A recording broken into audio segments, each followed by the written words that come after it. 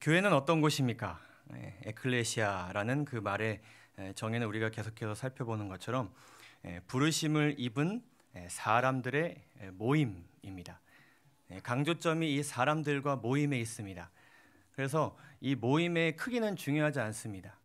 부르심을 입은 사람들이 모이면 그것이 2명이든 100명이든 그곳은 교회가 될 수 있습니다. 근데 여기에 좀 하나의 수식어를 추가해 보면요. 교회는 부르심을 입은 다양한 사람들의 모임입니다. 맞습니까? 네. 교회는 다양한 성장 배경이 있는 사람들이 모입니다. 여기 계신 모든 분들이 성장 배경이 다 다릅니다. 이곳에 온 계기도 다르시고 과정도 다르시고 이유도 다르시고 하나님께서 인도하심을 느끼게 된 그 포인트도 다 다릅니다. 우리 청년들 같은 경우에도 외국에서 살아온 청년들도 꽤 많이 있지만 그 외국에서 살았다고 해서 또 미국에서 살았다고 해서 그 성장 배경이 또 다 다릅니다. 동부에 살았던 청년, 서부에 살았던 청년 다 다른 배경을 가지고 우리가 이곳에 모여 있습니다. 다양한 재산의 양이 있습니다. 우리가 가진 것이 다 다릅니다. 많이 가지신 분들도 계시고 상대적으로 그렇지 못한 분들도 계십니다. 이것은 우리가 옳고 그름으로 판단할 수는 없는 것입니다. 그냥 그런 것입니다. 아주 가난한 분이 계실 수도 있고 어떤 것을 하는 데 있어서 부담을 느끼시는 분이 있을 수도 있고 아니신 분이 있을 수도 있습니다. 또 다양한 재능을 가지신 분들이 이곳에 모입니다. 나와 같은 비슷한 재능을 가지고 있는 사람들도 있지만 나와 전혀 다른 그리고 내가 가장 못하는 부분을 잘하는 사람이 이곳에 모이기도 합니다. 다양한 지식 수준이 또한 있습니다. 한 가지를 깊이 있게 공부하신 분도 있는가 반면에 조금씩 광범위하게 배우신 분들도 있으십니다. 꼭 학문에 대한 것이 아닐지라도 경험이 많으신 분들도 있습니다. 한 곳에서 오래 한 가지를 경험하신 분들도 계시지만은 여러 군데서 경험을 통해 배움을 얻으신 분들도 계십니다. 다양한 경험 우리에게 있습니다. 특별히 우리 교회 같은 경우에는 재림교회 안에서 경험이 많으신 분들도 계시지만은 또 다른 한 교회에서 경험을 많이 가지신 분들도 계십니다. 그리고 여러 교회에서 경험을 또한 쌓으신 분들도 계십니다. 그러한 다양한 배경을 통해서 다양한 관심사를 가지신 분들이 모입니다. 나랑 비슷한 것을 관심 있게 바라보는 분들이 있는가 반면에 그 관심사를 하고 싶지 않아 하고 싫어하는 분들이 계실 수도 있습니다. 결론적으로 우리는 다 뭐가 다릅니까? 성격이 다 다릅니다. 재능은 같아도 그 재능을 활용하고자 하는 마음가짐, 태도, 자세 다 다릅니다. 교회에 오기를 준비하는 시간, 마음, 어떤 생활 방식, 습관 다 다르죠. 이렇게 다양한 사람들이 모인 곳에 하나님께서 예수님께서 한 가지 사명을 주셨습니다. 그러므로 너희는 가서 모든 족속으로 제자를 삼아 아버지와 아들과 성령의 이름으로 침례를 주고 내가 너희에게 분부한 모든 것을 가르쳐 지키게 하라. 볼지어다 내가 세상 끝날까지 너희와 항상 함께 있으리라 하시리라. 그래서 이 다양한 사람들이 모여서 함께 한 가지 일에 몰두하라.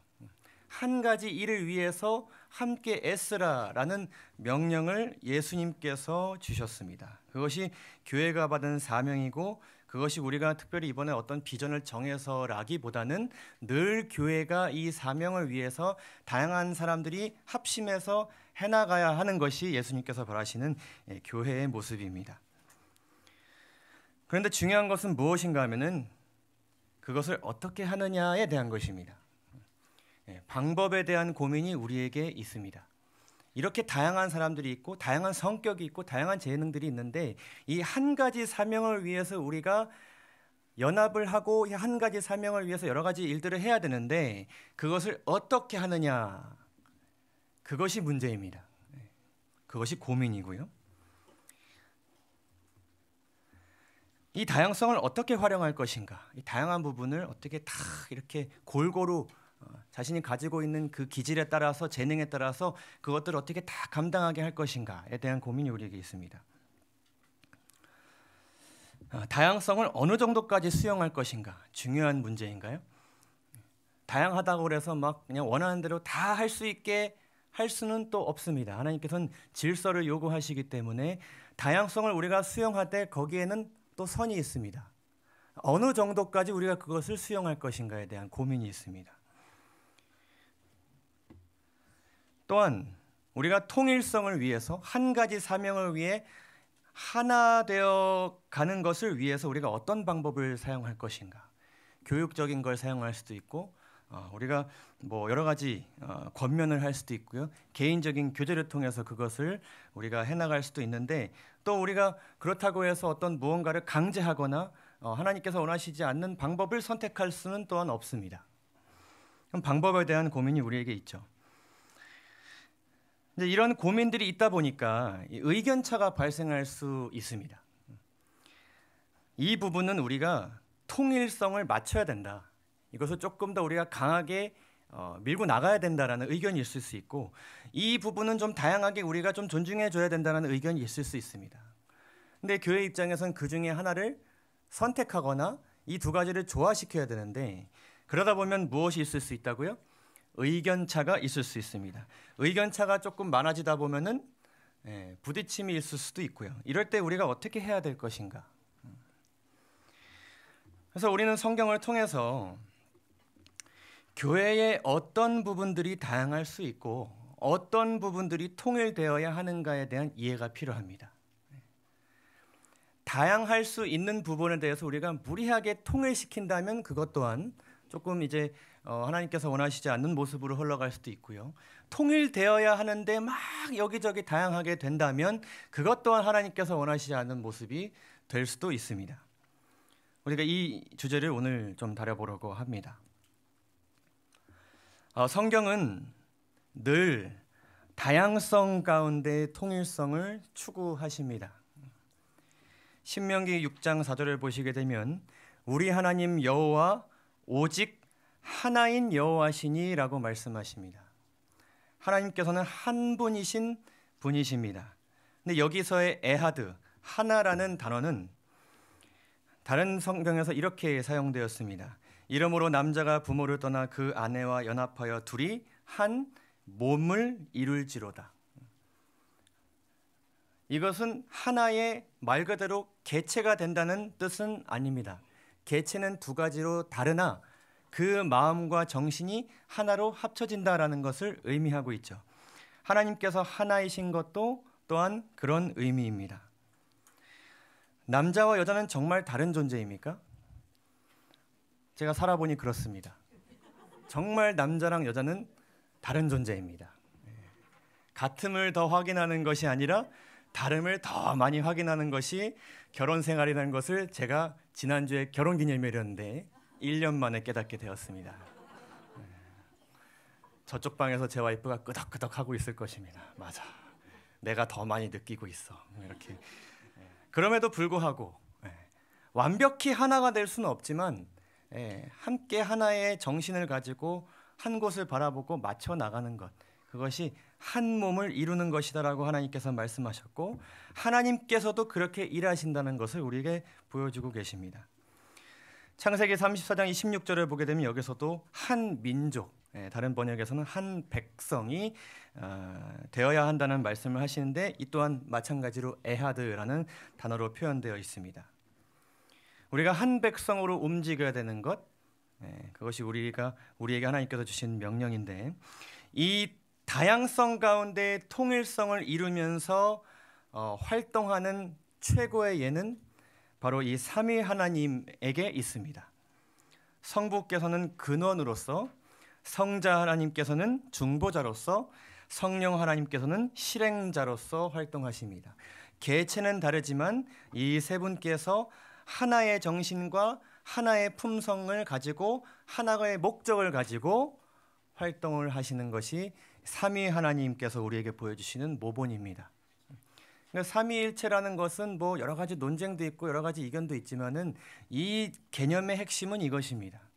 이 삼위 하나님께서 정신과 품성은 같으나 목적이 달라서 그냥 따로 일하시는 것이 아니라, 그리고 목적은 같을지라도 나의 정신과 너의 정신으로 다르게 일하는 것이 아니라 같은 정신과 품성을 마음에 품고 같은 목적으로 나아가는 모본을 하나님께서 보여주셨다는 것이 이 삼위일체 교리의 핵심입니다.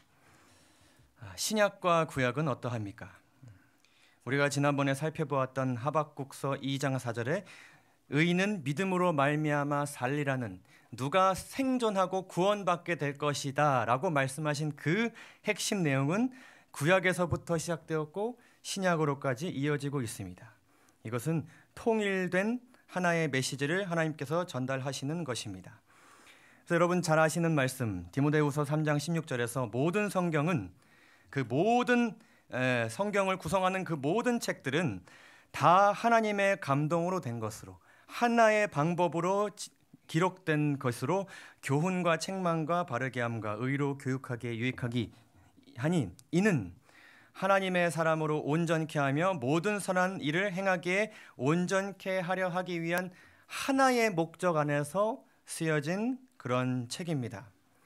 그러나 그 가운데서 하나님께서는 다양성을 존중해 주셨습니다. 이 사복음서는 그 다양성에 대한 하나님의 존중이 나타내는 가장 대표적인 예입니다. 예수님의 기록을 한 사람이 기록하도록 하시지 않고 네 사람이 다양한 시각과 다양한 방식으로 이 말씀을 기록하도록 하셨습니다. 마태는 왕이신 예수님을 강조했고요. 마가는 종으로 오신 예수님을 강조했고, 누가는 인자로 오신 예수님을 강조했고, 요한은 하나님이신 예수님을 강조했습니다. 강조한 그 포인트는 조금 다를지 몰라도 자신이 처한 환경과 자신의 어떤 수준과 자신이 바라보는 어떤 세계관에 의해서 성경을 기록됐을지라도 다양하게 기록됐지만 그 메시지는 예수님에 대한 것이고 복음에 대한 것으로 통일되도록 성령께서 이끄셨습니다. 그래서 이곳에 기록된 책 내용이 저곳에서는 기록되지 않은 것들도 있고, 같이 기록된 것인데 다른 방식으로 표현된 말씀도 많이 있습니다. 우리가 이번 주에 살펴보았던 것처럼 그 부자 법관에 대해서 마태는 내 소유를 팔아라고 기록했는데 마가는 어떻게 기록했습니까? 내 소유를 다 팔아, 이렇게 또 기록했습니다. 이러한 어떤 다양성, 하나님께서 존중해 주심으로 인하여서 그분께서 일하시는 그러한 방식을 드러내셨습니다. 성경 가운데 표현된 사상들은 마치 샘물을 녹여 주물에 붓는 것처럼 어떤 틀에 박힌 일률성으로 표현하여 단조롭게 들리도록 하지 않으셨다. 모든 사상들의 창조주가 되시는 하나님께서는 동일한 사상을 가지고 여러 다른 정신을 가진 사람들에게 감명을 주시되 각자 그 받은 감명을 서로 상반되는 모순이 없이 다른 방법으로 표현할 수 있다. 이러한 차이점들이 존재한다는 사실이 우리를 당혹해하거나 혼란시켜서는 안 될 것이다. 각자는 자기의 소질과 교육의 배경을 따라 깨닫기 편한 특수한 문제들을 생각하게 된다. 태양광선은 여러 다른 사물들을 비추고 있으나 그 빛을 반사하는 사물들은 각기 다른 색깔들을 나타낸다. 그리고 나타내는 이 모습을 하나님께서는 활용하셔서 성경을 기록하셨다라는 것을 우리가 이해할 수 있게 됩니다. 자, 그렇다면 교회는 어떠할까요? 교회와도 마찬가지시죠. 특별히 이 그리스도의 몸으로서의 교회, 고린도전서 12장 27절의 말씀처럼 너희는 그리스도의 몸이요 지체의 각 부분이라 라는 이 말씀은 이 교회 또한 다양성 가운데서 통일성을 이루어야 된다는 것을 강조하고 계십니다. 특별히 이 고린도전서 12장에서 13장, 에베소서 4장, 로마서 12장의 말씀은 교회를 구성하는 모두가 반드시 읽어야 되는 필독 내용이라는 것을 여러분들 꼭 기억하시고 이 말씀을 꼭 묵상하시고 읽으시기를 권면합니다. 이 말씀들을 여러분 꼭 읽으시기 바랍니다. 교회의 일원으로서 이 말씀을 우리가 반드시 잘 이렇게 읽어볼 필요가 있습니다. 이 말씀들 속에는 여러 가지 우리가 잘 아는 중요한 구절들, 중요한 표현들이 있지만 이것을 쭉 한번 읽어보시는 것이 굉장히 중요합니다. 이것을 한번 읽어보실 때에 교회는 이런 곳이고 교회는 이런 것이 목적이 되어야 되고 이런 것이 통일되고 이런 것이 다양할 수 있구나라는 것을 잘 이해할 수 있게 됩니다. 이 말씀을 통해서 우리가 이 교회에는 어떤 것들이 다양할 수 있고 또 통일되어야 한다는 것을 좀 살펴보려고 하는데요. 먼저 볼 것은 무엇이 통일되어야 하는가에 대한 것입니다. 무엇이 교회 안에서 통일되어야 하는가? 에베소서 4장 4절에서 6절에 있는 말씀 다 함께 읽어보도록 하겠습니다. 몸이 하나이요. 시작. 몸이 하나이요 성령이 하나이니 이와 같이 너희가 부르심의 한 소망 안에서 부르심을 이루느니라.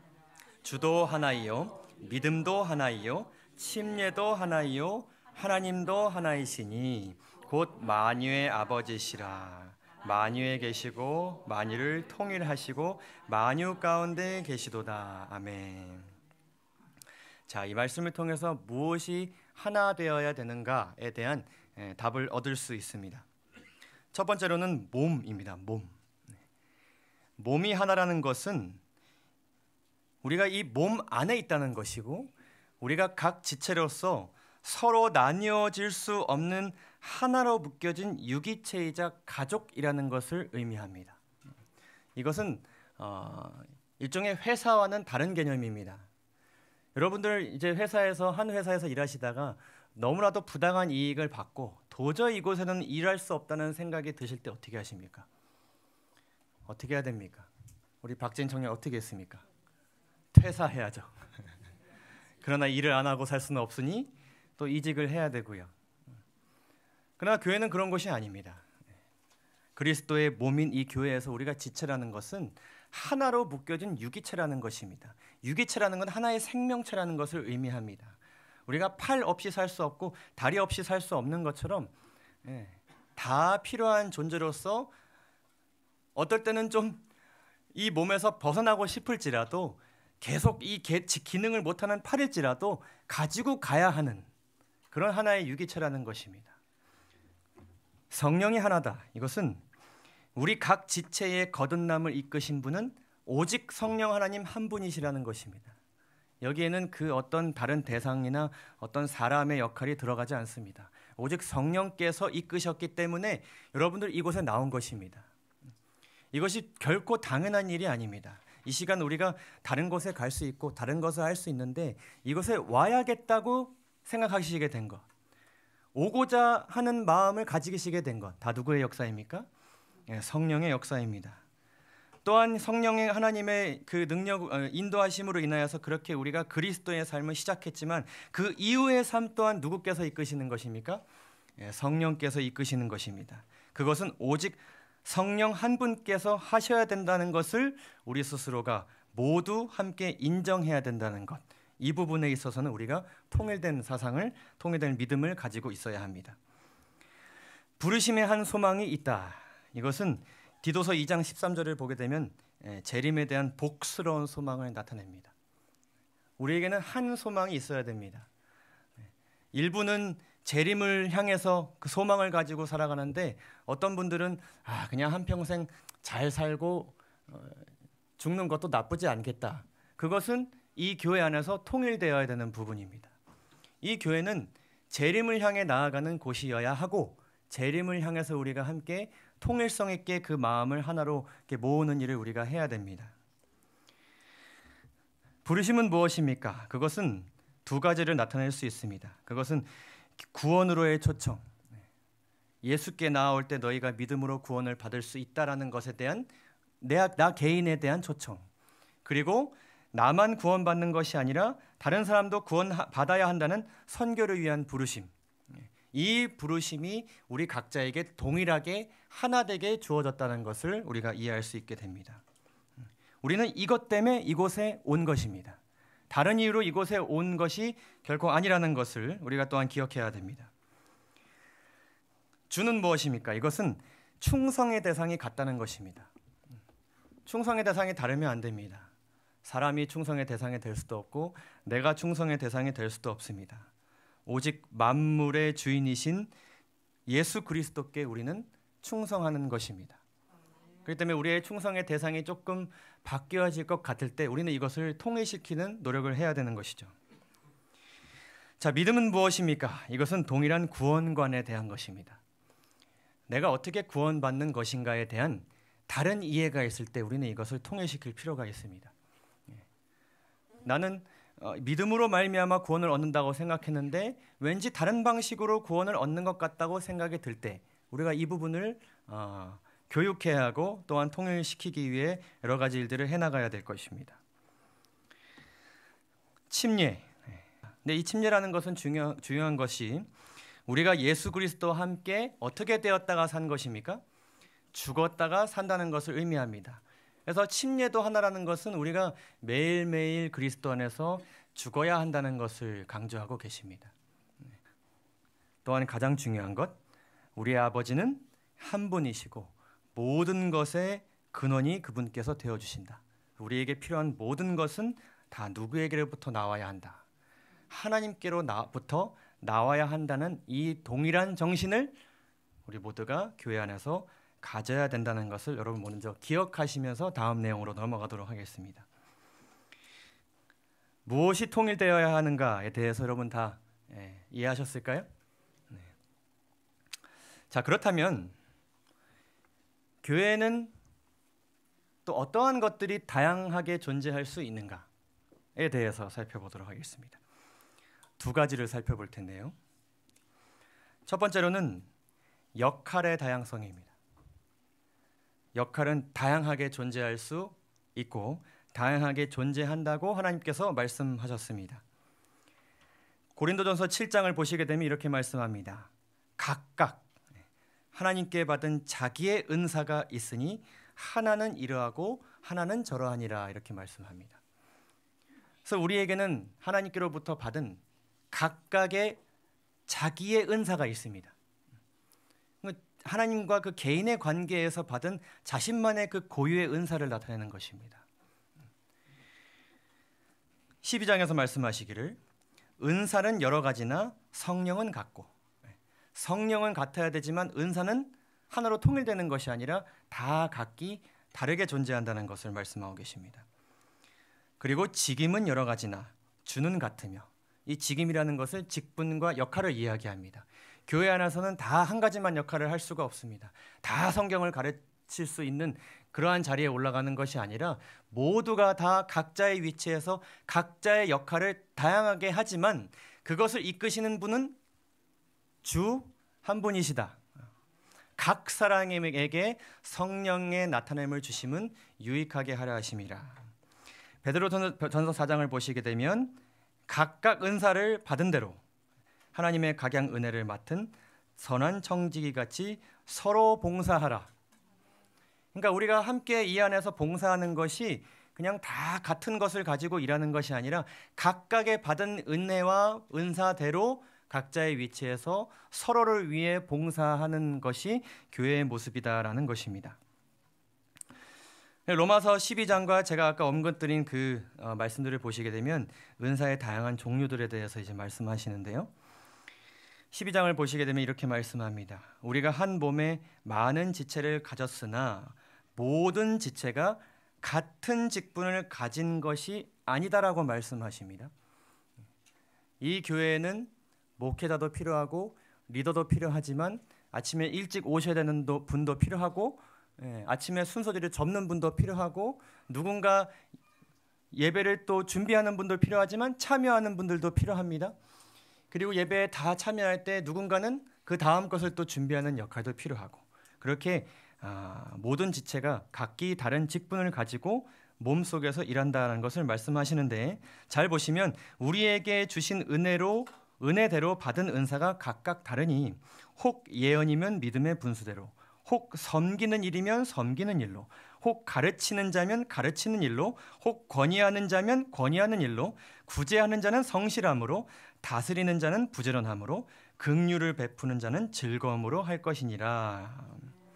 그래서 여기 보시면 이제 섬기는 일, 구제하는 일, 긍휼을 베푸는 자 이러한 사역을 감당하는 것은 사실 우리 모두가 다 함께 할 수 있는 것들이고 또 어떤 것들은 특정 그 은사를 받은 사람들이 감당할 수 있는 그런 역할로 이제 볼 수 있습니다. 에베소서 4장을 보시게 되면 이제 사도, 선지자, 복음 전하는 자, 목사, 교사 이런 역할들이 있다라고 또 말씀하시면서 고린도전서 12장에서는 성령으로 말미암아 지혜의 말씀을, 어떤 이에게는 같은 성령을 따라 지식의 말씀을, 믿음을, 병 고치는 은사를, 능력 행함을, 예언함을, 기타 등등. 이 모든 일은 같은 한 성령이 행하사 그 뜻대로 각 사람에게 나눠 주시느니라. 또한 이 말씀을 좀 보겠습니다. 12장 21절, 눈이 눈더러 내가 너를 쓸데없다 하거나 또한 머리가 발더러 내가 너를 쓸데없다 하거나 하지 못하리라. 자, 이 말씀들을 통해서 우리가 종합적으로 알 수 있는 사실들은 무엇인가 하면요, 일단 은사들의 종류에 있어서는 가르침과 지도력의 은사들이 있음을 우리가 알게 됩니다. 또한 두 번째로는 섬기는 은사들이 있음을 알게 됩니다. 그리고 아주 특별한 은사들이죠. 이적을 나타내는 은사들이 있음을 또한 알게 됩니다. 그런데 이 은사들에 대해서 우리가 성경적으로 어떻게 이해해야 되는가? 첫째로는 모두 하나 이상의 은사를 받았다는 것입니다. 은사를 받지 않은 사람은 단 한 명도 없습니다. 모두 받았습니다. 작은 일일지라도 하나님을 위해 할 수 있는 무언가를 다 하나 이상은 받았습니다. 그러나 모든 은사를 가진 사람은 존재하지 않습니다. 모든 일을 다 감당할 수 있는 사람은 없습니다. 또 한 가지는 무엇인가 하면은 어떤 일의 그 사이즈에 대해서, 크기에 대해서 생각해 보게 될 때에 상대적으로 더 큰 일에 쓰임 받는 은사는 존재합니다. 그러나 그 모든 은사는 몸에게 있어서 동일하게 어떻게 하다고요? 중요하다라는 것을 우리가 반드시 기억할 필요가 있습니다. 작년에 초등학생 희망 직업 탑 10을 조사했다고 합니다. 여러분들 무엇이 되고 싶으신가요? 우리 어린이들이 이 10개 중에 무엇이 되고 싶은지, 그 장래희망에 들어있는지. 백수. 우리 아이들에게는 백수가 직업으로 인식되고 있습니다. 우리 정희정 집사님 쉬시면 안 될 것 같습니다. 자, 희망직업 탑 10은 무엇인가 하면은 아주 중요한 것은 아닙니다. 운동선수, 의사, 교사, 유튜버, 경찰관, 요리사, 프로게이머, 배우, 모델, 가수, 성악가, 법률 전문가. 제가 이 명단을 보면서 느끼게 된 것은 이렇게 미디어에 많이 노출되는 것을 아이들이 되고 싶어 하는구나라는 것을 알게 됩니다. 요즘 드라마에서 많이 다뤄지는 그런 직업들, 유튜브에 많이 나오는 그런 사람들, 사회 구성에 있어서 이런 사람들도 필요합니까? 필요합니다. 그러나 모든 사람들이 이 역할을 감당한다면 그 나라가 어떻게 되겠습니까? 모두가 다 유튜버가 된다면 정말 혼돈 가운데 이 나라가 있게 되겠죠. 요즘 4차 산업이다 뭐다 하지만 모두가 4차 산업에 목숨을 건다면 농사는 누가 짓고, 이러한 부품은 누가 만들며, 땅은 누가 파고, 그렇죠? 교회도 마찬가지입니다. 우리가 눈에 보기에는 크게 감당하는 사람이 있고 누구든 수월하게 하는 일을 감당하는 사람이 있을지라도 그 모든 구성이 있을 때에 그 교회가 하나의 교회가 된다는 것을 우리는 늘 기억해야 합니다. 여러분, 이 물을 우리 안진숙 집사님이 갖다 주셨습니다. 이 역할 필요합니까? 필요합니다. 때로는 우리가 이것이 준비되지 않아서 당혹스러울 때가 많이 있는데 우리 집사님께서 이 역할을 딱 맡으신 이후로 항상 물이 이 자리에 가장 적당한 온도로 마련되어 있습니다. 이 은사, 이 역할은 하나님께서 귀히 생각하시는 은사가 맞습니까? 네, 맞습니다. 내가 교회에 와서 저것을 해야 된다라고 생각하는 그 마음을 성령께서 주셨기 때문에 그것은 중요한 것입니다. 자, 그런데 이 역할이 이렇게 다양하게 있습니다. 다양하게 이 역할을 가지고 각자의 위치에서 잘 일합니다. 그러면 모든 것이 형통할까요? 또 그렇지는 않습니다. 성경을 보시게 되면 상태의 다양성에 대해서 말씀하십니다. 예를 들면 나와 어떤 전도사님이 하나님께서 목회에 대한 은사를 주셨다고 할지라도 그 목회의 현장을 바라보는 나의 상태와 그 전도사님의 상태는 정말 천지 차이로 다릅니다. 이 교회의 어떤 직책을 가진 우리 교회 반주자님과 다른 교회 반주자님이 피아노를 대하는 그 마음은 완전히 다를 수 있습니다. 성경은 이것에 대해서 아주 중요하게 강조하고 계십니다. 에베소서 4장을 보시면 우리에게 각 사람에게 그리스도의 선물의 분량대로 은혜를 주셨다고 말씀하십니다. 이것은 그 사람을 위해 하나님께서 최선의 것을 주셨는데 그것이 우리의 눈으로 봤을 때는 차이가 있을 수 있다는 것입니다. 그 은사의 크기와 하나님께서 베푸신 어떤 은혜, 그것이 종류는 다르지 않을지라도 그거에 대한 어떤 격차는 있을 수 있다는 것입니다. 누군가는 끊임없이 하나님께서 흥하게 하시는 사람도 있으시지만은 끊임없이 고난을 경험하게 하시는 경우도 존재합니다. 또한 이어서 말씀하시기를 오직 사랑 안에서 참된 것을 하여 범사에 그에게까지 자랄지라. 그는 머리니 곧 그리스도라. 잘 보시면요, 그에게서 온 몸이 각 마디를 통하여 도움을 입음으로 연락하고 상합하여 각 지체의 뭐대로 역사한다고요? 분량대로 역사한다고 말씀하십니다. 그러니까 그리스도라는 그 머리 되시고 몸 되신 그 존재로부터 나오는 것들이 각 사람의 분량대로 그것이 공급된다는 것입니다. 공급이 된다 안 된다에 대해서는 차이점이 없습니다. 그러나 공급되는 양에 대해서는 하나님의 뜻 안에서 조금의 차이는 나타날 수 있다는 것을 말씀하고 계십니다. 로마서 12장은 믿음의 분량에 대해서 말씀하십니다. 내게 주신 은혜로 말미암아 너희 중 각 사람에게 말하노니 마땅히 생각할 그 이상의 생각을 품지 말고. 그러니까 나에게는 어떤 믿음의 분량이 있는데 내가 감당도 못하고 도저히 생각할 수 없는 수준까지 너무 지나치게 생각하지 말고 하나님께서 각 사람에게 나눠주신 믿음의 분량대로 지혜롭게 생각하라고 하나님께서 권면하고 계십니다. 그래서 모든 일은 한 성령이 행하사 그 뜻대로 각 사람에게 나눠주셨다고 말씀하시고 계십니다. 여러분 히브리서 11장 24절에서 26절을 보시게 되면은 이 믿음으로 모세가 이런 선택을 했다라고 하시는 이 말씀 자체를 우리가 그렇구나라고 생각하실 수 있겠지만은 이 말씀에 담긴 이 믿음의 분량이라는 것은 어마어마한 것입니다. 믿음으로 모세는 장성하여 바로의 공주의 아들이라 칭함을 거절한 것과 애굽의 모든 보아보다 예수님을 위하여 욕먹는 삶을 더 큰 재물로 여겼다는 것은 이것은 굉장한 것입니다. 물론 이 굉장한 믿음 때문에 구원을 받는 것은 아닐지라도 이 분량은 대단한 것입니다. 그림을 잘 보시기 바랍니다. 이 바로의 공주의 아들이라 되는 것은 그 아들이 이 이집트에 뭐가 되는 것이냐면 신의 목록에 그의 이름이 추가되는 것입니다. 그렇게 정말 극진한 대우를 받는 것이 아니라 한 국가의 신으로서의 공경과 존경과 대우를 받는 것입니다. 근데 모세가 이것과 하나님께서 주시는 상 주심을 비교해 보았을 때 이것을 기쁨으로 선택했다는 것은 제가 모세라는 사람을 막 이렇게 크게 높이는 것은 아닐지라도 이 사람은 한 백성을 이끌 만한 제목으로 하나님께서 그 뜻대로 선택하실 만한 그런 사람이었다는 것을 우리가 알게 됩니다. 이 일을 아무나 감당할 수 있었을까요? 아주 작은 마을에서 이런 어떤 투쟁과 고난도 없이 조용히 지낸 한 사람이 갑자기 이 일을 감당할 수 있을까요? 그럴 수 없는 것입니다. 그래서 하나님께서는 그 뜻대로 분량대로 쓰신다라는 것을 우리가 이해할 필요가 있습니다.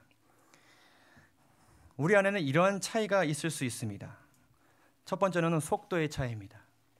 어떤 일에 대해서 어떤 분은 빠르게 해나가야 된다고 생각하는 사람이 있을 수 있고 천천히 느긋하게 하나하나 되짚어보면서 일해야 된다고 생각하는 사람이 있을 수 있습니다. 자, 이 두 사람이 함께 일한다고 생각이 들면 어떠실 것 같습니까? 그런 차이가 우리에게 있습니다. 빨리 해결해야 된다. 혹은 더 빨리 앞으로 나가야 된다. 아니다. 지금은 우리가 지금 이 상태에서 조금 더 유지할 필요가 있다라는 여러 가지 상태의 분량과 차이가 있을 수 있습니다.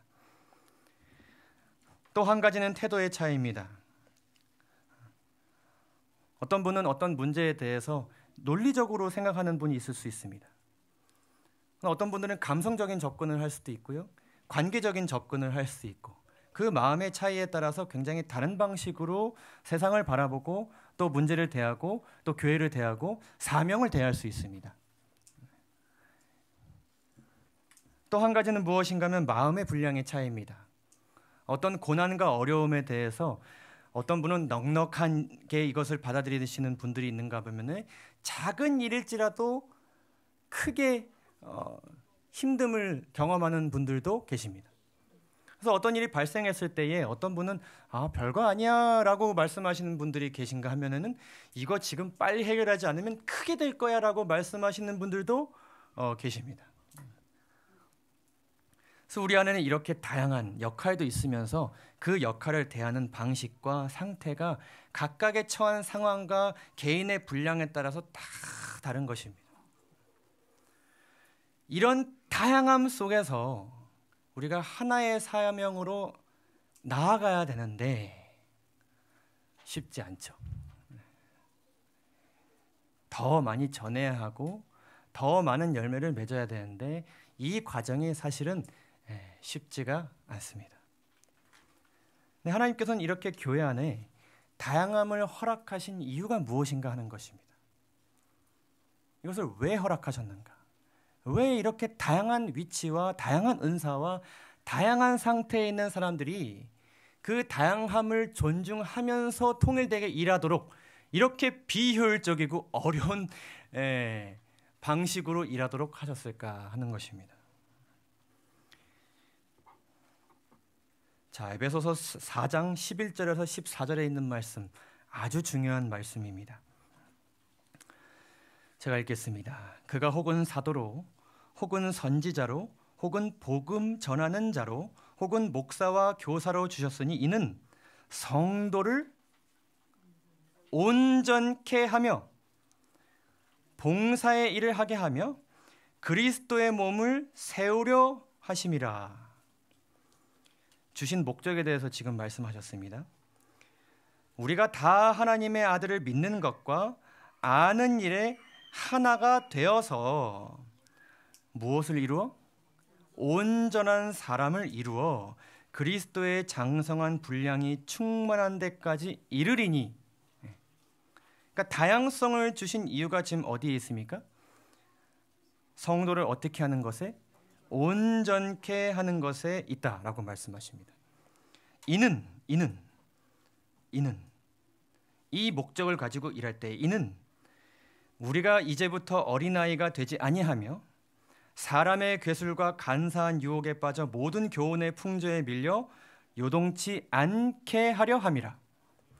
자, 다양한 구성원들이 이곳에 있고 우리가 그 은사들을 활용하여서 교회에 주신 한 사명을 위해 나아가게 되는데 두 가지 질문을 우리가 가지게 될 수 있습니다.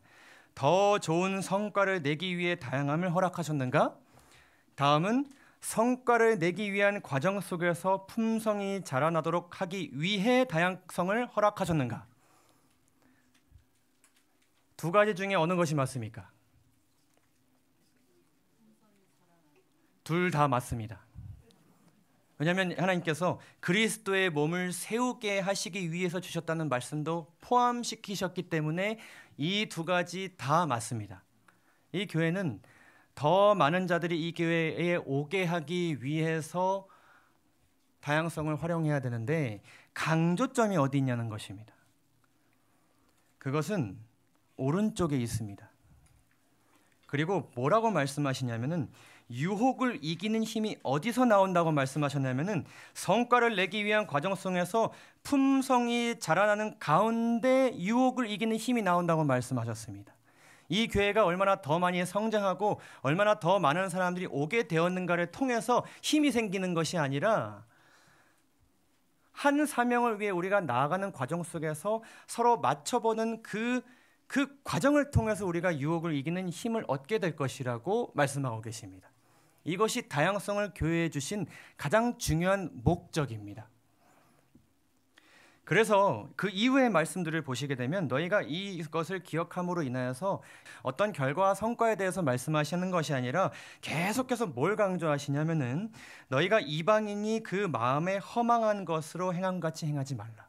그러니까 이방인들이 살아가는 방식으로 행하지 말라라고 말씀하시면서 새 사람을 입으라, 이웃과 더불어 참된 것을 말하라, 분을 품지 말라, 선한 말을 하라, 서로 인자하게 하여 불쌍히 여기며 서로 용서하라. 다 뭐에 대한 것입니까?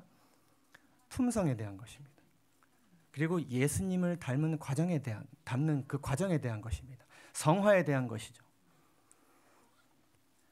영감의 그런 말씀하시기를 은사의 다양성은 운영 방법의 다양성을 가져오지만은, 그러니까 중요한 것은 하나의 우리가 목표를 향해서 나아가는 데서 이것을 어떤 방법으로 채택해야 되느냐, 그것을 결정하는 것이 주된 목표가 되는 것이 아니라 그것을 정하는, 이렇게도 할 수 있고 저렇게도 우리가 할 수 있는데 그것을 해나가는 과정 가운데서 모든 것을 모든 사람 가운데 역사하시는 하나님은 같으시다라는 것을 우리가 기억하면서 주님께서는 그분의 택하신 종들이 함께 조화된 노력을 기울이는 일에 연합하는 방법을 배우시기를 바라신다. 이것을 배우기 위해 다양한 사람들을 우리에게 허락하신 것입니다. 또한 말씀하시기를 상태의 다양성이 하나님께서 성품을 향상 발전시키고자 계획하신 방법 중에 하나라는 것입니다. 요한복음 13장을 보시게 되면 예수님께서 이렇게 말씀하셨습니다. 새 계명을 너희에게 주노니 서로 사랑하라. 내가 너희를 사랑한 것 같이 너희도 서로 사랑하라. 너희가 서로 사랑하면 이로써 모든 사람이 너희가 내 제자인 줄 알리라. 이것은 서로 이렇게 맞춰가는 과정을 통해서 선교할 것이라는 말씀을 하시는 것입니다. 영상을 통해 선교도 하고 우리가 전단지로도 선교를 하지만 예수님께서 강조하신 선교 방식은 그런 방법에 대한 것이 아니라 그 방법은 다양할 수 있지만 그 다양한 방법들을 정하기 위해서 해나가기 위해서 우리가 서로 맞춰보는 그 과정을 통해서 선교할 것이라고 말씀하셨습니다. 여러 기질과 조직에 대한 하나님의 백성들을 교회는 수용할 수 있어야 한다. 마음속에 받아들인 하나님의 진리는 생애를 고결하게 하고 그 진리는 더 많은 사람들을 모이게 하고 이러한 목적도 있지만 주 목적은 뭐라고요? 생애를 고결하게 하고 성화시키는 일을 할 것이며 각자의 독특한 견해와 편견을 정복하는 일을 할 것이다. 가능한 한 각자는 서로가 가까워지기 위해서 노력해야 한다. 하나님을 사랑하고 진리를 사랑하는 모든 사람은 크고 흰 보좌 앞에서 전승과 승리의 기쁜 노래가 펴지도록 이 노력함 가운데서 불신자들에게 감화를 끼칠 것이고 그리스도께로 영혼들을 인도할 것이다. 이 과정에 우리가 집중할 때에 나도 성장하고 교회의 열매도 더 많이 맺게 되는 것입니다. 그래서 다양성으로 인하여서 교회에 문제가 발생할 수 있습니까? 문제가 없는 교회는 없습니다. 그런데 우리가 기억해야 될 가장 중요한 생각이 무엇인가 하면은 이 다양성 때문에 저 사람의 일하는 것이 참으로 너무 스타일도 안 맞고 기질도 안 맞고 성격도 안 맞고 이러한 어떤 이질감, 어떤 다름을 우리가 발견하게 되었을 때 제일 먼저 생각해야 되는 것이 무엇인가 하면 여러분 꼭 이걸 꼭 기억하시기 바랍니다. 어떨 수 있다. 그럴 수 있다. 그럴 수 있다. 그렇게 생각할 수 있다. 그렇게 받아들일 수 있다. 그렇게 판단할 수 있다. 부딪힘이 있을 수 있습니까? 있으면 안 됩니다. 그러나 부딪힘이 생길 만한 상황이 교회 안에서 발생할 수 있다. 그래서 이 다양성으로 인한 문제의 발생은 교회가 더 이상 희망이 없다는 끝지점을 의미하지 않습니다.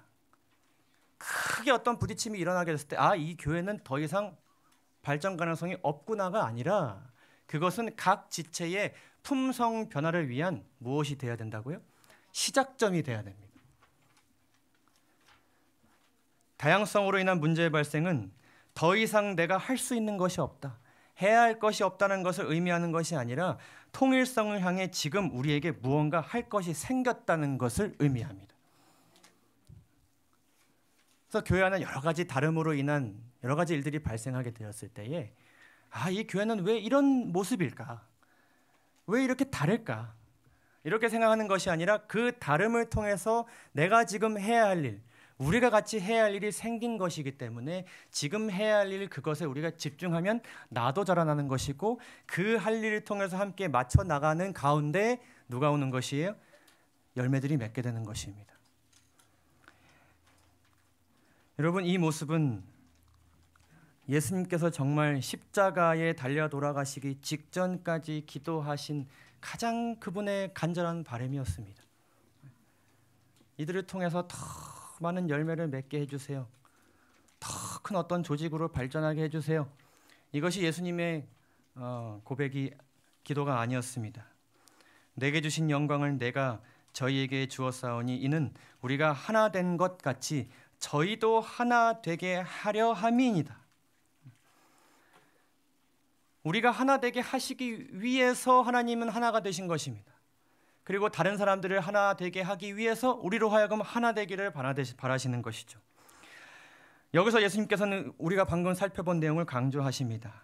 곧 내가 저희 안에 아버지께서 내 안에 계셔서 저희로 무엇을 이루어? 온전함을 이루어 하나 되게 하려는 것이 목적입니다. 그래서 이 각자 다 기질도 다르고 성격도 다르고 배경도 다른 이 제자들을 한 번에 이렇게 모은 것입니다. 그렇게 함은 아버지께서 나를 보내신 것과 또 나를 사랑하심 같이 저희도 사랑하신 것을 세상에 알게 하려 함이로소이다. 오늘 우리가 살펴본 내용의 결론 맞습니까? 여러분, 이 예수님의 간절한 바람을 늘 기억하시면서 특별히 이 진리의 불교회, 다른 교회보다 더 다양하고 더 다른 상태 가운데 있는 분들이 모여 있는 교회가 이 다양성 속에서 통일을 이루는 모습을 통하여서 더 많은 사람들에게 서로 사랑하는 교회로 선교하게 되기를 간절히 소망합니다. 여러분, 그 교회에 이미 지체로서 부르심을 받았고 우리의 한 가족이십니다. 여러분, 이 문장을 꼭 기억해 주시기 바랍니다. 참 교회는 다양함이 통일된 교회가 아니라 다양함 속에서 통일되어가는 교회입니다. 말씀을 마치도록 하겠습니다. 감사합니다.